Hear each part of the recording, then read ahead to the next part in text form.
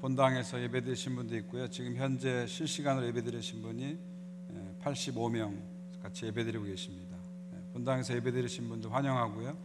또 이 실시간으로 예배드리신 85명 환영합니다. 아마 서로 궁금할 거예요.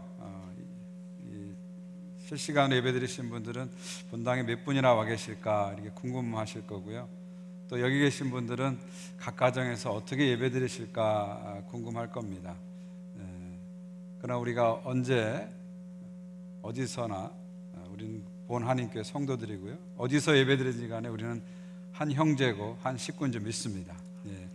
제가 할렐루야 할 때요, 우리 본당에 계신 분들뿐만 아니라 우리 85명의 우리 실시간 예배드리신 분들도 아멘으로 한번 큰 소리로 화답하면서 우리가 그리스도 안에 하나됨을 좀 확인했으면 좋겠습니다. 할렐루야! 아멘.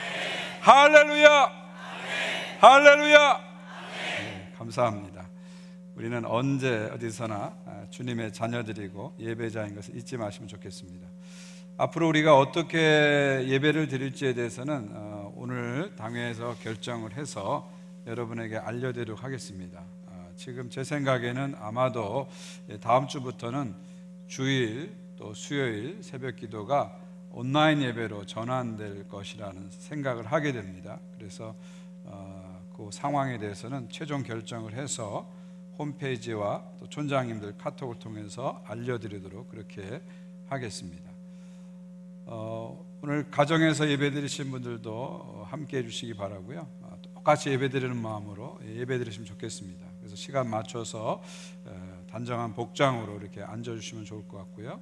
찬송과 성경 이렇게 준비하시고 앉으시면 좋겠습니다. 그리고 모든 순서를 아주 적극적으로 찬양할 땐 같이 찬양하시고 또 성경 봉독하면서 적극적으로 그렇게 참여해 주셨으면 좋을 것 같고요. 그리고 축도까지 지금 시작부터 축도까지 끝까지 이렇게 하셨으면 좋겠어요. 다른 거 분산하지 마시고요. 끝까지 하시면 좋겠고요. 가능하시면 스마트폰보다는 이렇게 크롬캐스트나 HDMI 케이블 연결해서 큰 화면에 놓고 이렇게 하시면 더 예배 드리는데 도움이 되실 거라고 생각합니다.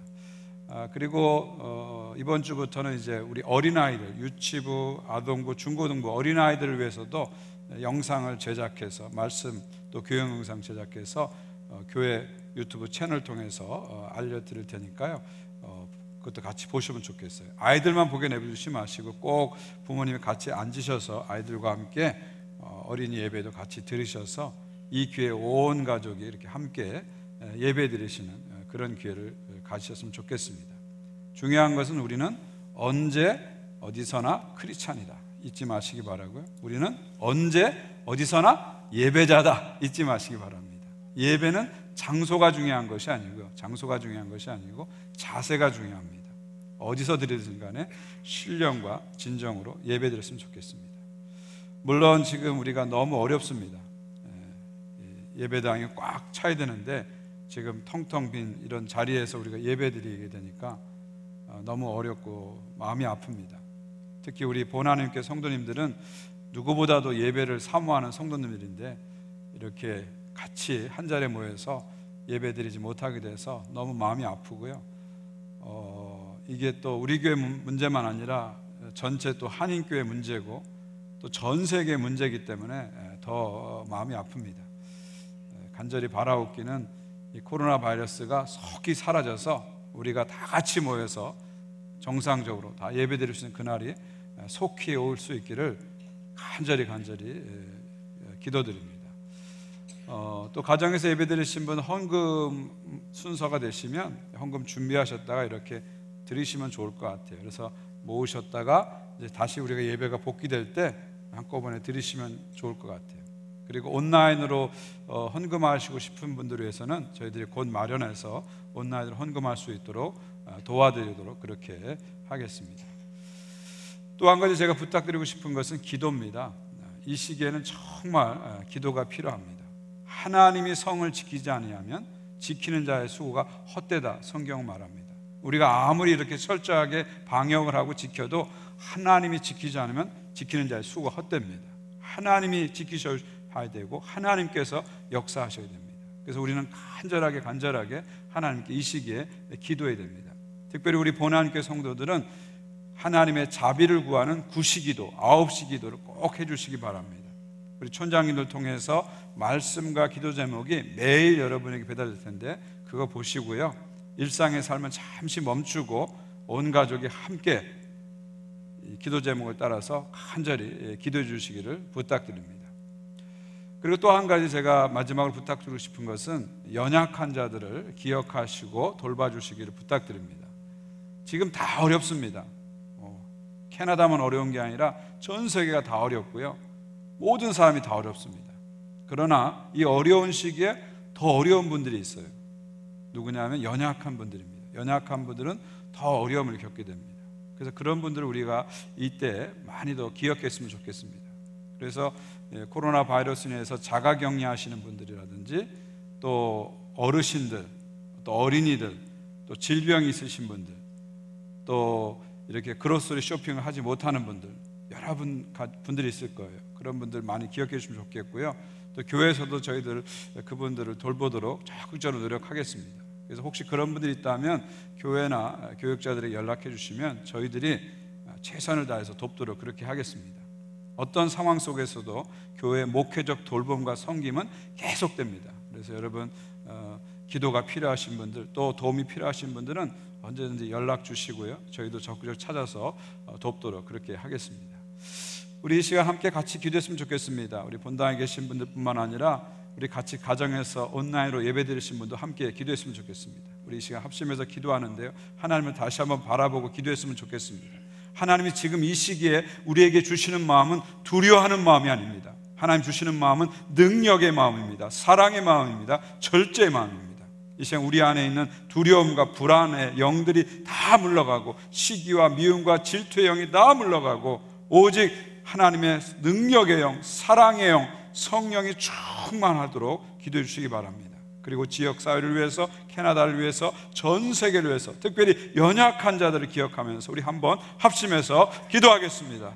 하나님 아버지, 시간 간절한 마음으로 기도합니다. 우리 본당의 성도들과 온라인으로 가정에서 예배드리는 성도들이 함께 간절하게 기도하오니 주여 우리의 기도를 들어주시고 응답하여 주시옵소서. 이 어려운 시기에 주님 앞에 엎드리게 하시고, 어려울 때 엎드리게 하시고, 간절히 주님을 찾는 저희 모든 성도들 되게 하여 주시옵소서. 이 어려움이 주님께서 주시는 이 기회인 것을 믿습니다. 저희들이 다시 한번 주님 앞에 새롭게 서는 기회가 되게 하여 주시옵소서. 스스로를 돌아보고 회개하고 자복하는 시간이 되게 하여 주시옵소서. 사랑을 실천하는 기회가 되게 하옵소서. 주님의 능력을 덧입는 기회가 되게 하옵소서. 우리 삶의 무질서한 것들을 날려보내고 절제하는 시간이 될 수 있도록 도와주시옵소서. 이 시간 주의 백성들에게 두려움의 영, 불안의 영 다 물리쳐 주시고 성령으로 충만케 하셔서 신령과 진정으로 말씀을 듣게 하시고 예배하게 하여 주시옵소서.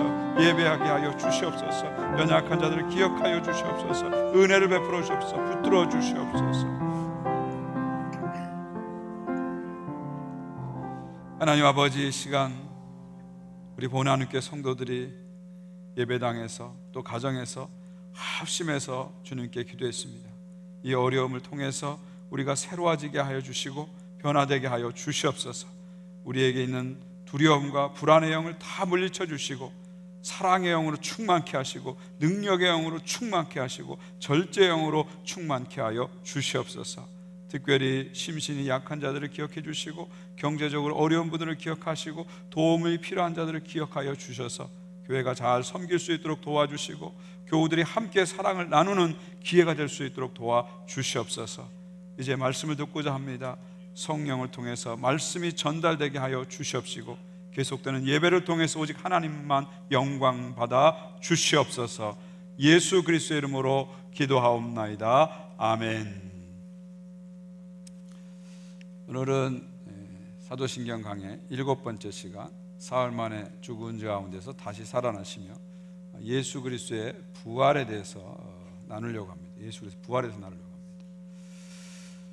사흘 만에 죽은 자 가운데 다시 살아나시며, 이 문구를 조금 우리 좀 살펴볼 필요가 있어요. 사흘 만에 죽은 자 가운데 다시 살아나시며, 우리가 어떤 인상을 갖습니까? 사흘 만에, 그러니까 예수님께서 사흘 동안 무덤에 계셨다가 살아나셨다, 그런 인상을 갖게 되죠. 물론 예수님께서 금요일 날 십자가에서 돌아가셨으니까 금요일, 토요일, 일요일 3일 동안 무덤에 계신 것은 사실입니다. 그러나 정확히 얘기하면요, 예수님께서 금요일 오후에 십자가에서 죽으시고 그리고 주일 새벽에 부활하셨기 때문에 무덤에 계신 시간은 36시간이 안 됩니다. 그러니까 3일 동안 72시간 동안 무덤에 계신 것이 아니라 하루 반 정도 무덤에 계신 거죠. 그러니까 사흘 만에 죽은 자 가운데서 다시 살아났다는 것은 예수님께서 3 days, 3일 동안 무덤에 계셨다는 뜻이 아닙니다. 정확하게 번역하면 3일째 되는 날에 부활하시다, 그런 얘기죠. 그래서 원문을 보게 되면 테르티아 디에라고 되어 있는데 그 뜻이 뭐냐면 the third day, 그런 뜻입니다. the third day, 그런 뜻이 3일째 되는 날에. 그래서 영어 사도신경 보면 the third day he rose again from the dead. 그러니까 예수님은 3일 만에 부활한 것이 아니라 the third day, 3일째에 부활하셨다. 3일 동안 무덤에 계신 것이 아니라 the third day, 3일째 부활하셨다. 어찌 보면 사소한 것 같지만 이 부활이 중요하기 때문에 그 고백의 의미를 정확하게 알 필요가 있습니다. 또 한 가지, 이 사흘 만에 죽은 자 가운데 다시 부활하사 이 진리를 통해서 우리는 두 가지를 분명하게 고백해야 됩니다. 하나는 예수의 부활이 역사적인 부활이다, 역사적인 사건이다. 본디오 빌라도 때의 그 역사적인 한 시대에 십자가에서 죽으신 예수 그리스도께서는 역사의 한 시점에서 분명하게 부활하셨다. 십자가 사건이 역사에서 일어난 히스토리컬 이벤트, 역사적인 사건이듯이 예수님의 부활도 역사적인 사건이라는 거죠. 또 한 가지는 예수님의 부활은 육체의 부활이다, 몸의 부활이다. 예수께서 십자가에서 육체적으로 사망하셨습니다. 육신이, 시신이 무덤에 들어가셨습니다. 예수님의 죽음은 철저한 육체적인 사망, 육체적인 죽음입니다. 동시에 예수께서 다시 사신 것도 철저하게 육체적인 부활입니다.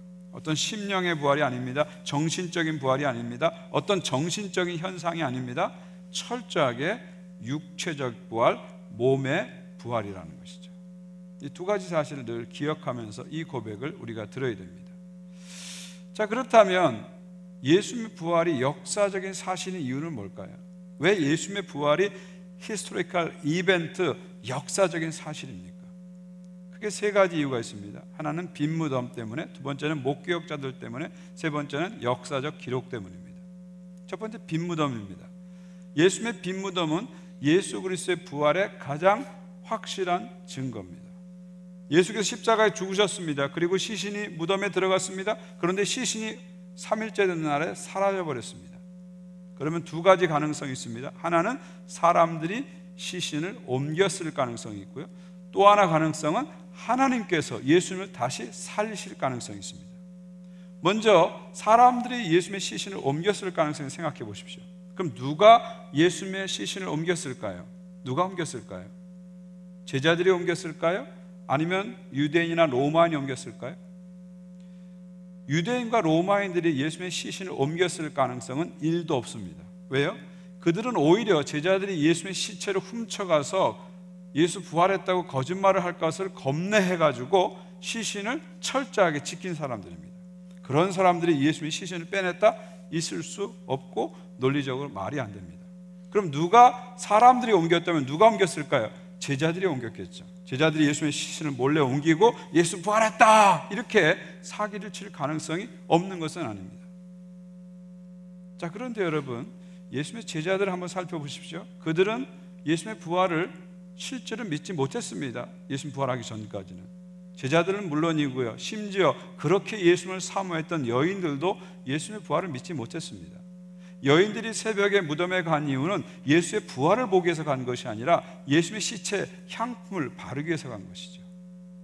서로 제자들이 예수님의 시체를 몰래 훔쳐서 어디다 숨겨놓고 예수 부활했던 사기극을 벌였다고 합시다.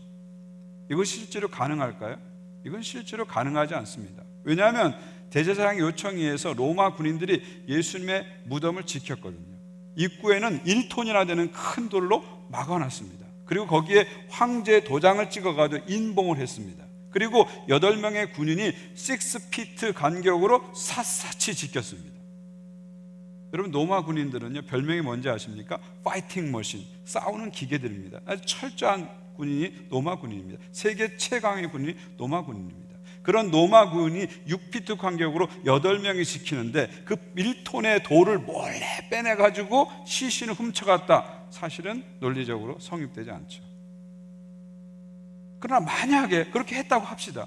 쉽지 않지만 그렇게 했다고 합시다. 그러면 로마 당국자들이나 유대 당국자들이 가만히 있겠습니까?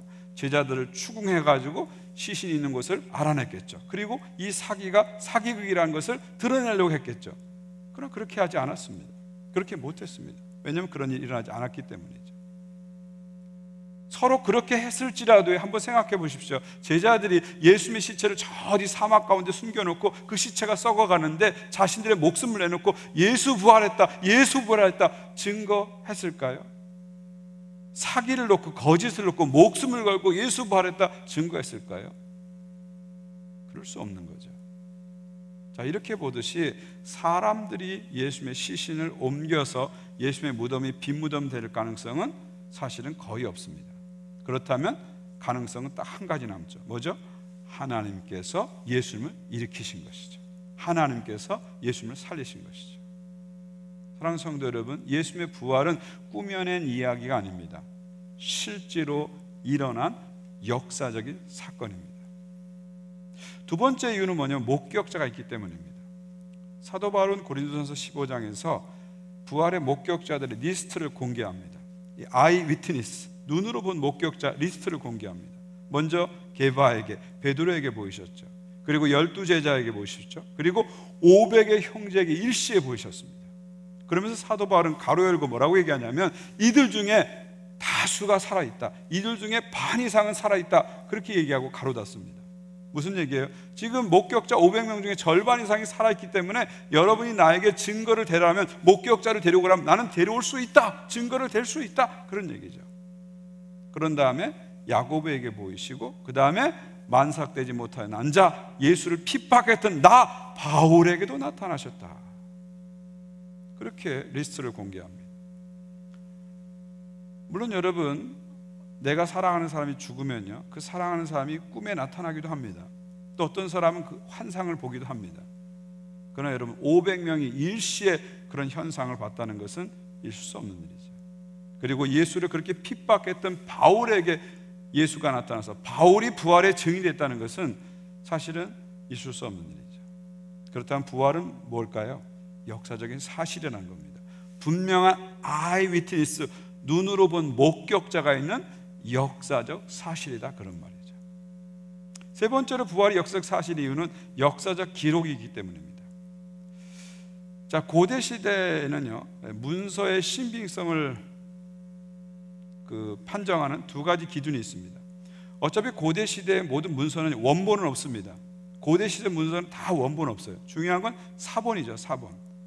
그러면 원본과 사본 사이에 이제 문제가 생기는데요. 고대 시대 문서의 역사적 신빙성이 어느 문서가 신빙성이냐 보는 기준은 두 가지입니다. 하나는 뭐냐면 원본과 최초의 사본이 발견된 시기가 짧으면 짧을수록 그 문서는 신빙성이 높은 문서가 됩니다.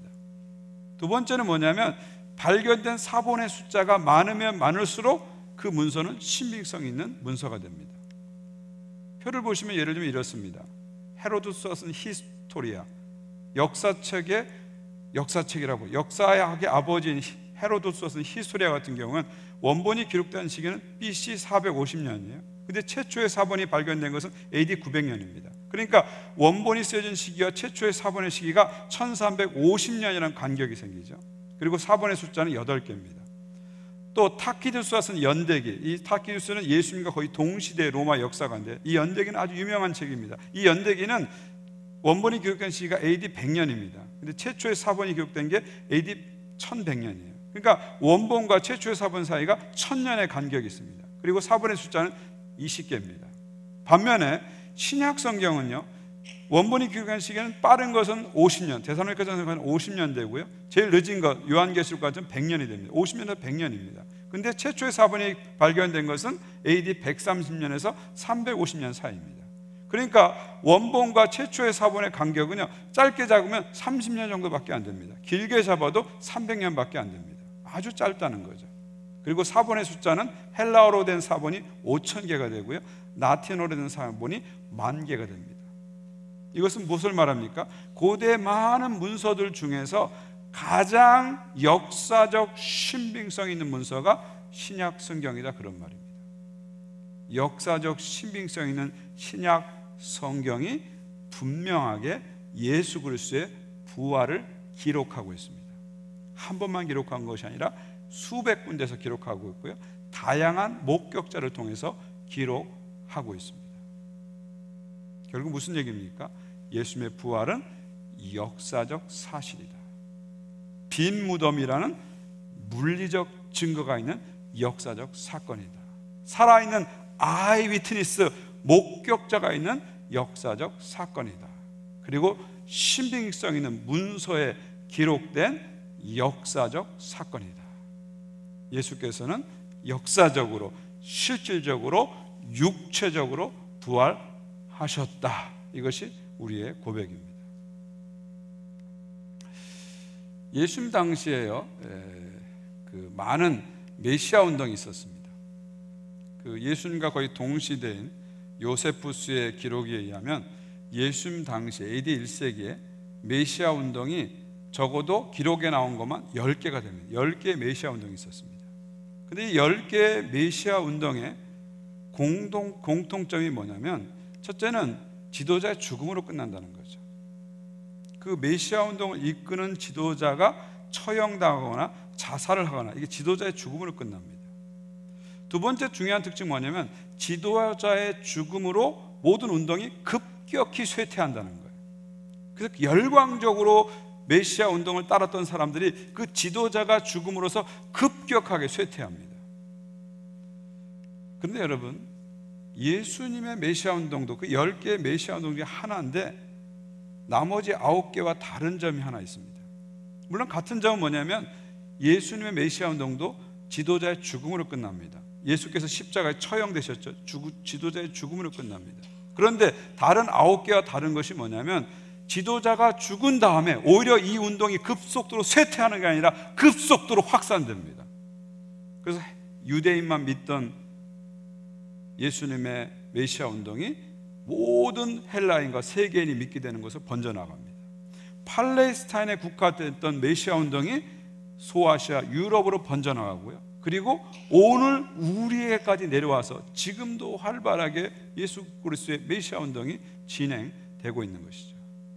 자, 그렇다면 왜 당시의 10개의 메시아 운동과 예수 그리스도의 메시아 운동은 달랐냐는 거예요. 왜 이런 다른 결과가 나왔냐는 거예요. 그 이유는 딱 한 가지죠. 뭐죠? 예수님이 다시 부활하셨기 때문에. 그거 외에는 다른 설명을 할 수 없죠. 다른 9개의 메시아 운동은 메시아를 자처하는 사람들이 죽음으로써 급격하게 쇠퇴합니다. 왜냐하면 죽음으로 끝났기 때문에.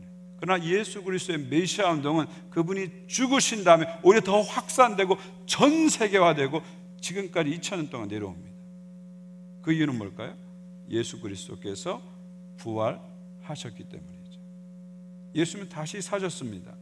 역사적으로, 실질적으로, 육체적으로 다시 사셨습니다. 이것이 우리의 신앙 고백이죠.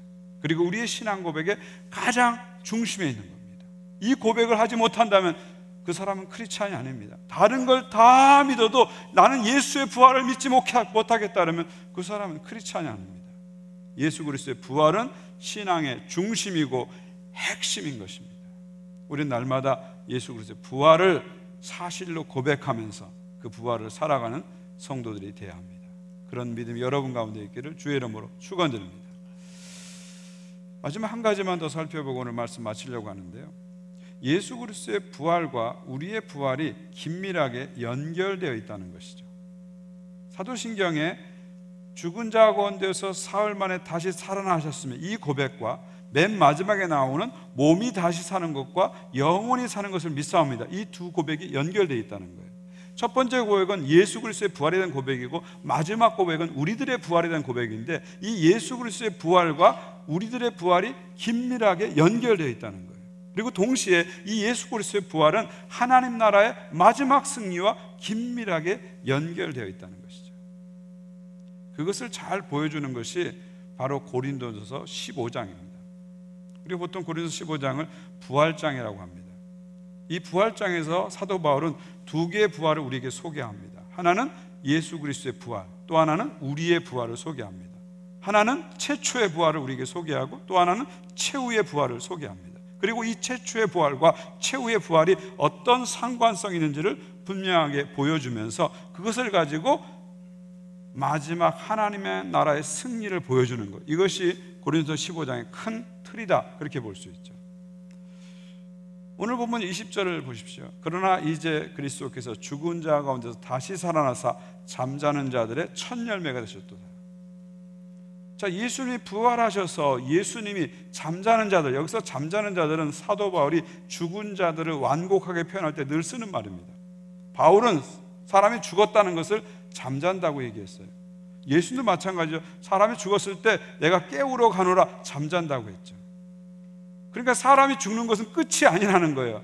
여러분 저녁에 잠자 들면서 나 오늘 이게 마지막이야, 내일 못 일어날까, 그렇게 생각하지 않으실 겁니다. 난 내일 아침에 일어날 거야, 다 생각할 거예요. 마찬가지로 죽으면 끝이 아니라 잠자는 거예요. 그리고 언젠가 우리는 다시 일어나게 되는 거죠. 자, 잠자는 자의 첫 열매가 됐다, 죽은 자의 첫 열매가 됐다, 무슨 말입니까? 예수 그리스도의 부활은 첫 열매가 된다는 거예요. 그럼 첫 열매는 뭘 뜻할까요? 첫 열매는 모든 열매를 대표하고 보증하는 역할을 하는 겁니다. 첫 열매가 맺혀야 두 번째 열매가 맺히고 세 번째, 네 번째, 다섯 번째 계속해서 열매가 맺히게 되는 거죠. 그러니까 예수께서 첫 열매다, 첫 열매다, 이 말은 뭐예요? 예수께서 첫 열매로 부활하셨기 때문에 그 부활을 믿는 우리들도 두 번째, 세 번째, 네 번째 열매로 계속해서 부활할 것이다. 예수의 부활은 예수의 부활로 끝나는 것이 아니라 우리들의 부활로 나타날 것이다. 우리도 예수 그리스도의 부활의 열매가 돼서 다시 살아날 것이다, 이것을 말씀하는 거죠. 그러면서 사도 바울은 이것을 아담과 비교해서 비유합니다. 사망이 한 사람으로 말미암아 죽은 자의 말미암았으니 죽은 자의 부활도 한 사람으로 말미암는도다. 아담 안에서 모든 사람이 죽은 것 같이 그리스도 안에서 모든 사람이 삶을 얻으리라. 자, 이 인류 가운데 사망이 어떻게 들어왔는가? 한 사람을 통해서 들어왔다는 거예요. 누구죠? 바로 아담이죠. 아담을 통해서 이 세상에 사망이라는 게 들어왔다는 거예요. 그래서 아담의 후예인 우리들 모든 인간은 두 가지 운명을 짊어집니다. 죄와 사망이라는 운명을 짊어집니다. 무슨 얘기입니까? 인간으로 태어나면 죄에 안 질 수 없습니다. 인간으로 태어나면 안 죽을 수 없습니다. 안 죄질 수 없고 안 죽을 수 없는 이 두 가지가 우리 모든 인간의 운명이 됩니다. 왜요? 아담 한 사람으로 말미암아 그 죄와 사망의 운명이 우리들에게 전수된 거죠. 마찬가지로 예수 그리스도 한 사람으로 말미암아 우리가 살아나게 되는 것이죠. 역사의 한 시점에서 하나님의 아들이 이 땅에 오셔서 우리의 죄와 악을 짊어지고 십자가에 죽으시고 다시 사심으로 그 예수 그리스도의 십자가 부활을 통해서 우리도 삶을 얻게 된다. 이 삶은 어떤 삶입니까? 영원한 삶을 말하는 거죠. 부활의 생명을 얘기하는 거죠. 그래서 사도 바울은 예수님을 가리켜서 제2의 아담, 세컨드 아담 이러죠. 그리고 새 아담, 뉴 애덤 이렇게 얘기하는 겁니다. 예수 그리스도를 통해서 새로운 창조가 일어났다는 거예요. 첫사람 아담을 통해서 세상이 시작됐듯이 예수 그리스도 제2의 아담, 새 아담을 통해서 새 세상이 시작됐다는 거예요. 역사가 바뀌었고 운명이 바뀌었고 세계가 바뀌었고 모든 삶과 역사의 방향이 다 바뀌어버렸다는 거예요. 새로운 창조가 일어났다는 거죠. 그래서 바울은 뭐라고 말합니까? 누구든지 그리스도 안에 있으면 뭐라고요? 새로운 피조물이라, 이전 것은 지나갔으니 보라 새 것이 되었다. 그리스도 안에 들어오는 자들은 새 피조물이 된다는 거예요. 과거가 사라져버리고 죄악이 사라져버리고 심판이 사라져버리고 저주가 사라져버리고 그리스도 안에 들어오기만 하면 그런 은혜를 입는 거죠. 아담 안에 들어오기만 하면, 인간으로 태어나기만 하면 죄와 사망이라는 운명을 짊어지듯이 예수 그리스도 안에 들어가기만 하면, 그분을 믿기만 하면 삶을 얻으리라, 영원한 생명을 얻으리라, 부활의 생명을 얻으리라. 이것이 복음이죠. 이것이 바로 십자가 부활의 사건의 의미인 것이죠. 그리고 나서 23절을 보면요, 이제 실제로 부활이 일어나는데 이 부활이, 마지막 날의 부활이 순서대로 일어난다는 거예요. 찬물에도 순서가 있듯이 부활에도 순서가 있다, 차례가 있다 설명합니다. 23절입니다. 그러나 각각 자기 차례대로 되리니 먼저 첫 열매인 그리스도요, 다음에는 그가 강림하실 때 그리스도께 속한 자요.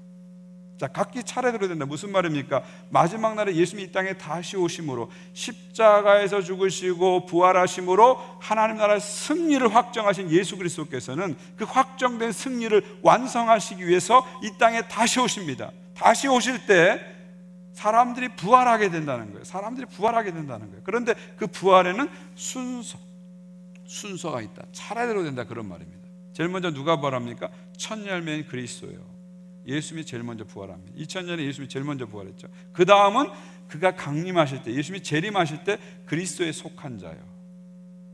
자, 그리스도께 속한 자가 누굴 말할까요? 두 가지 비유가 있죠. 예수님이 재림할 때 아직까지 살아있는 사람들, 또 하나는 예수께서 재림하실 때 이미 그 전에 죽은 사람들이죠.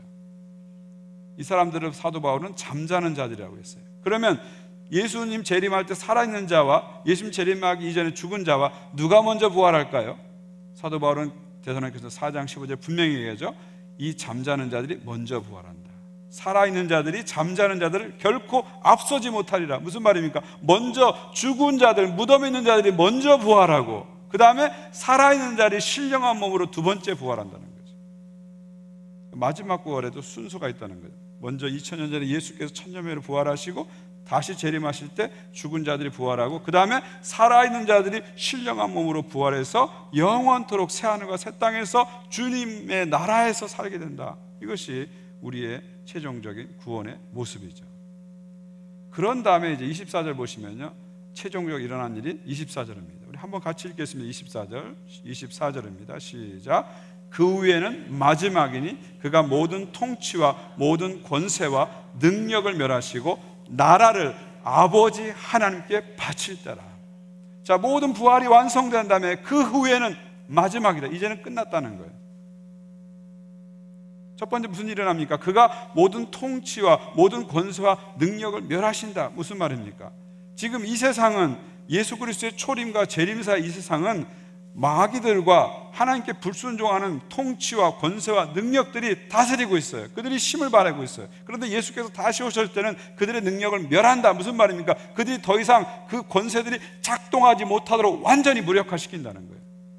그렇다면 무엇이 작동할까요? 오직 하나님의 통치만이 작동하는 거죠. 마귀의 통치와 불순종한 인간의 통치가 완전히 작동하지 않고요, 오직 하나님의 통치만이 작동하는 겁니다. 하나님의 통치만이 완전하게 작동하는 것이 뭐예요? 하나님 나라죠. 그래서 그 다음 말씀 보세요. 나라를 아버지 하나님께 바칠 때라. 이 나라란 말이요, 헬라로 보니까 바실레이아예요. 바실레이아가 뭐예요? 킹덤이죠. 킹덤. 하나님 나라가 바실레아 수 세우 킹덤 오브 가시잖아요. 나라를 하나님께 바칠 때라. 나라 바실레이아, 하나님의 나라를 성자 하나님께서, 성부 하나님께 바친다는 거예요. 무슨 얘기예요? 이제 완성됐습니다. 하나님의 통치가 이제 완성됐습니다. 마귀가 사라지고 불순종한 인간의 통치가 사라지고 오직 하나님의 통치만이 남아있는 이 상태가 되었습니다. 하나님의 통치가 완성되었습니다 하면서 성자 예수님께서 성부 하나님께 하나님 나라를 바치는 거예요. 권세를 돌려드리는 거죠. 그러면서 역사가 마지막이 되는 거예요. 역사가 완성되는 것입니다. 창조에서 재림까지 하나님의 구원의 드라마가 완성되는 것입니다. 하나님의 위대한 구원의 교향곡이 드디어 완성이 되는 것입니다. 그러면 어떤 일이 일어날까요? 주님의 기도가 응답되는 것이죠.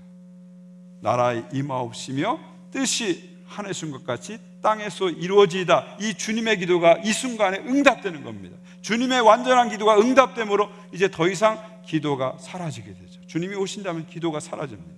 그리고 최종 심판이 내려진 다음에는 뭐가 사라질까요? 선교가 사라집니다. 마지막에는 선교가 사라집니다. 또 뭐가 사라질까요? 우리의 수고가 사라집니다. 우리의 수고가 완성됐기 때문에 우리의 수고가 사라집니다. 그리고 고통이 사라지죠. 그 다음에 눈물이 사라지죠. 그 다음에 죽음이 사라집니다. 그 다음에 남는 건 뭘까요? 하나님의 완전한 임재와 영광 속에 드려지는 예배와 어린 양 혼인잔치, 영원한 파티, 네버 엔딩 파티만이 계속되는 거죠. 할렐루야. 이것이 예수 그리스도의 십자가 부활을 통해서 마지막 우리에게 미칠 미래를 보여주시는 것입니다. 사랑하는 성도 여러분, 예수께서는 십자가에 죽으시고 부활하셨어요. 다시 살아셨어요. 그것은 역사적 사실입니다. 그리고 실제로 일어난 사건입니다. 그리고 그분은 육체로 부활하셨습니다. 근데 중요한 것은 뭐냐면 그분의 십자가와 부활은 거기서 끝나지 않는다는 거예요. 그 최초의 폭발을 통해서 마지막 폭발, 하나님 나라 승리가 확정되고 보장된다는 것이죠. 예수께서 십자가 부활로 최초의 승리하신 것이 결국 마지막 재림을 통해서 완성할 이 최후의 승리를 예고하고 보장하고 확증한다는 것이죠. 십자가 부활이 확실하듯이 예수께서 다시 오셔서 하실 승리도 확실하다는 거예요.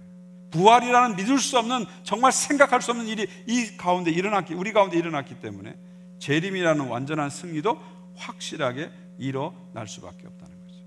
예수께서 십자가에서 죽으심으로 인간의 죄와 세상의 악을 짊어지시고 죽으심으로, 그리고 다시 사심으로 하나님 나라의 위대한 승리가 확정되었고, 이 땅에 다시 오심으로 하나님의 위대한 승리가 완성될 것이라는 거죠. 할렐루야. 그리고 더 중요한 것은 이 승리에, 이 영광에 우리가 참여한다는 것입니다. 할렐루야. 예수 그리스도를 주로 고백하는 우리들은 이 승리에 참여하게 됩니다. 이 승리에 참여함으로 우리는 결국 이길 것입니다. 아니, 이길 수밖에 없습니다. 안 이기는 게 비정상이에요. 우리는 이길 수밖에 없습니다. 할렐루야. 코로나 바이러스 우리는 이길 수밖에 없습니다. 할렐루야. 크리스찬에게 고난은요, 동굴이 아닙니다. 터널입니다. 여러분, 동굴은요, 들어갈 때 깜깜해요. 더 들어가면 더 깜깜해요. 더 들어가면 더 깜깜해요. 그리고 마지막 가면 절벽이 딱 마주칩니다. 그게 동굴이에요. 근데 터널은요, 들어갈 땐 깜깜합니다. 더 들어가면 또 깜깜합니다. 중간까지 깜깜해요. 근데 좀 지나면 환해지기 시작하고 마지막엔 빠져나와서 밝은 빛으로 나옵니다. 우리 크리스찬에게 고난은 동굴이 아니라 터널입니다. 지금 우리가 중간에 있기 때문에 깜깜하고 이게 언제 끝날지 답답합니다. 그러나 반드시 통과하게 될 것입니다. 반드시 이기게 될 것입니다. 이런 믿음을 가지고 우리는 고백하죠. 사흘 만에 죽은 자 가운데서 다시 살아나시며, 이 고백을 드리는 것입니다. 우리 한번 같이 고백할까요? 시작. 사흘 만에 죽은 자 가운데서 다시 살아나시며. 다시 한번 고백합니다. 사흘 만에 죽은 자 가운데서 다시 살아나시며. 이 고백 든든히 붙잡고 한 주간 승리하신 여러분 모두가 되시기 바라고요. 우리 가정에서 예배드리는 모든 성도님들도 예수 그리스도의 부활신앙 붙잡고 한 주간 승리하시기를 주의 이름으로 축원드립니다. 특별히 이 어려운 시기에 우리가 이길 수 있는 것은 부활신앙뿐입니다. 예수 그리스도의 부활신앙이야말로 모든 어려움을 이기고 마침내 우리를 승리하게 하는 위대한 능력인 줄 믿습니다. 부활의 능력과 부활의 영광이 여러분 모두에게 충만하시기를 주의 이름으로 축원드립니다. 우리 다 일어나서 함께 찬양하기 원하는데요, 이 찬양은 여러분이 잘 아시는 찬양입니다. 제가 개인적으로 모든 찬송과 복음성가 중에 가장 좋아하는 찬양, 이 찬양입니다. 살아계신 주, 나의 참된 소망, 걱정 의심 전혀 없네. 사랑의 주, 내 갈 길 인도하시니 내 모든 삶의 기쁨이들 충만하네. 저는 이 찬양을요, 어디 가나 잘 부릅니다. 제가 성지순례 가면요, 성도들을 이끌고 성지순례 가면 갈릴리 가서 이 찬양 부르고요, 예수님 무덤 앞에서 이 찬양 부르고요, 광야에서도 이 찬양 부릅니다. 그때마다 주님의 땅에서 이 찬양을 부르면서 저는 안 운 적이 없어요. 눈물을 펑펑 흘립니다. 저는 오늘 이 찬양을 우리가 같이 부르면서 같이 좀 울었으면 좋겠어요. 예수님의 그 부활의 능력 때문에 우리가 감격했으면 좋겠습니다. 특별히 영어 가사를 보면 더 은혜가 됩니다. 살아계신 주, 나의 참된 소망, Because He lives, all fear is gone. 그분이 살아계시기 때문에 all fear, 모든 두려움은 gone, 사라집니다. 우리가 지금 온라인 예배를 드리고 서로 만나는 것을 자제하는 것은요, 두려움 때문에 그런 것이 아닙니다. 우리 공동체와 우리보다 더 큰 공동체, 이 사회와 지역사회와 나라를 생각해서 희생하는 것이지 결코 두려움 때문에 그런 것이 아닙니다. 예수님이 살아계시면 우리의 모든 두려움은 사라질 줄 믿습니다. Because I know He holds the future. 나는 예수님께서 hold the future, 미래를 붙잡고 있는 것을 믿습니다. 할렐루야. 미래는 누가 붙잡고 있다고요? 예수님이 붙잡고 있습니다. 미래는 누가 좌우한다고요? 예수님이 좌우하십니다. 이 코로나 바이러스 사태가 언제 끝날지 우리는 모릅니다. 그러나 주님은 아십니다. 그래서 우리는 주님께, 미래를 붙잡고 있는 주님께 기도하는 것이죠. And life is worth the living just because he lives. 이 삶이 살만한 가치가 있는 것은 왜요? Just because he lives. 예수께서 부활하셨기 때문이죠. 이런 감격을 가지고요, 우리 힘차게 한번 이 찬양 같이 드리겠습니다.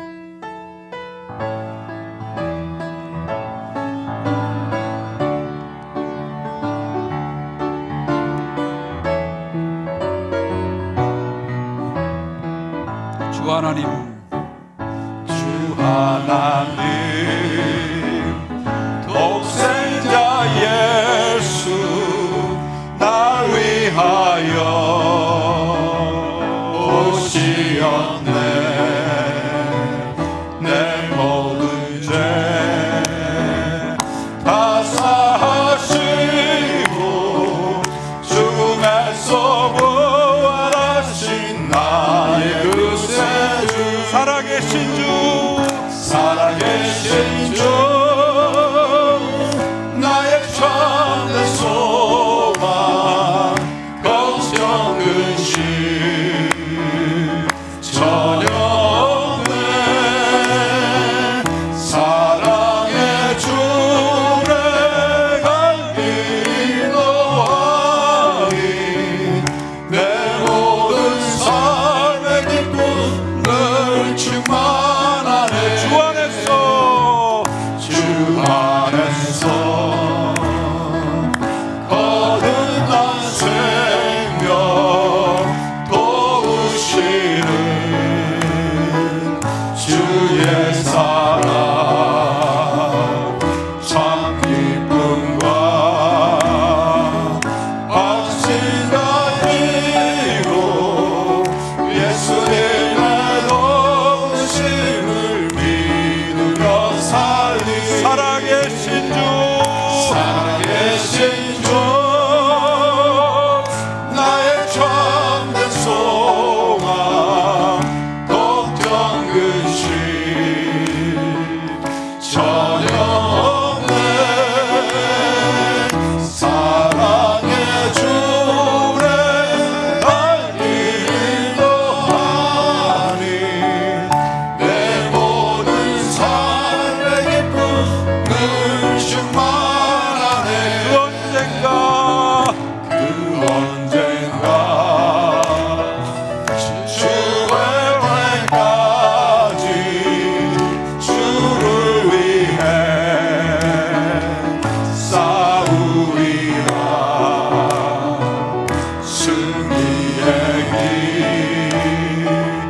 말고 험해도 주님께서 나의 앞길 지켜주시리. 살아계신 주, 살아계신 주, 나의 참된 소망, 걱정 근심 전혀 없네. 사랑의 주 내 갈 길이 노하리 내 모든 삶의 기쁨 늘 충만하네. 살아계신 주, 살아계신 주, 나의 참된 소망, 걱정 근심 전혀 없네. 사랑의 주 내 갈 길이 노하리 내 모든 삶의 기쁨 늘 충만하네. 살아계신 주, 좀 늦게 합니다. 살아계신 주, 살아계신 주, 나의 참된 소망, 걱정 근심 전혀 없네.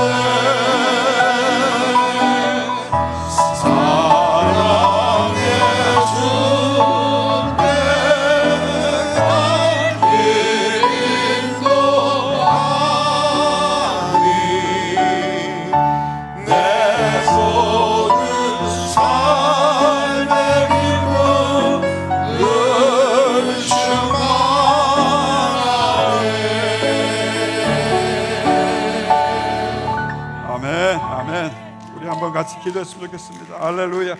우리 함께 기도했으면 좋겠습니다. 부활의 능력을 덧입혀 주십시오. 부활의 믿음을 덧입혀 주십시오. 이 어려운 시기에 우리가 이길 것은, 의지할 것은 예수님뿐입니다. 예수의 부활로 다시 입혀주셔서 부활 신앙으로 승리하는 우리 모든 성도들 되게 기도해 주시기 바라고요. 우리 본 지역과 리치몬드 지역과 GTA 지역과 온타리오와 캐나다 주님께서 보호해달라고 기도해 주시기 바라고요. 특별히 연약한 지체들 하나님 붙들어 달라고 우리 시간 간절하게 기도하겠습니다. 할렐루야. 주여, 할렐루야, 할렐루야. 이 시간 주의 영광이 우리 가운데 타는 것을 감사합니다. 예배 가운데 임재하셔서 우리 가운데 주의 능력을 보신 것을 감사합니다. 부활의 영광으로, 부활의 능력으로 우리를 덧입혀주셔서 예수 그리스도의 부활의 믿음을 가지고 이 모든 것을 이기고 승리하는 주의 백성 될 수 있도록 주여 역사하여 주시옵소서. 주여 은혜를 더하여 주시옵소서. 주여 도와주시옵소서. 특별히 아버지 온타리오, 아버지 캐나다 지켜주시고 조국 대한민국을 지켜주시고 이탈리아와 이란과 아버지 중국과 한국과 모든 전 세계를 지켜주시옵소서. 연약한 자를 지켜주시고 우리 어르신들 지켜주시옵소서. 어린 생명들 지켜주시옵소서. 환우들을 지켜주시옵소서. 주여 불쌍히 여기시고 아버지여 진노 중이라도 자비를 베푸는 주여 우리에게 자비를 베풀어 주시옵소서. 우리에게 자비를 베풀어 주시옵소서. 주여 우리에게 자비를 베풀어 주시옵소서. 우리 가운데 자비를 주시옵소서. 역사하여 주시옵소서. 오 할렐루야, 할렐루야, 할렐루야.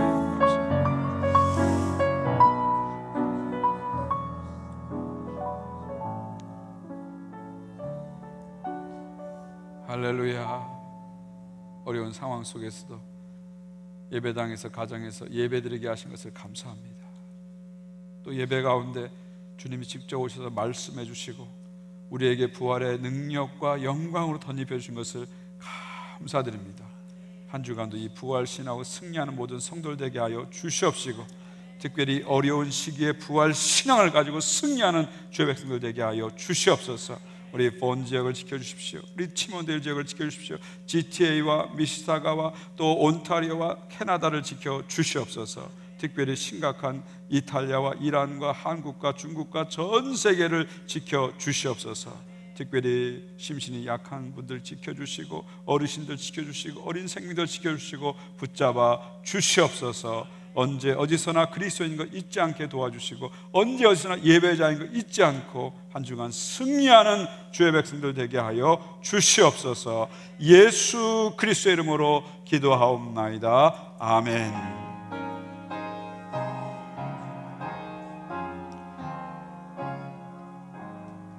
이제는 우리 구주 예수 그리스도의 은혜와 하나님 아버지의 사랑과 성령님의 교통하심이 부활의 믿음으로 덧입고 나가는 모든 성도들 위해 이제부터 영원까지 함께 하시기를 간절히 축원하옵나이다. 아멘.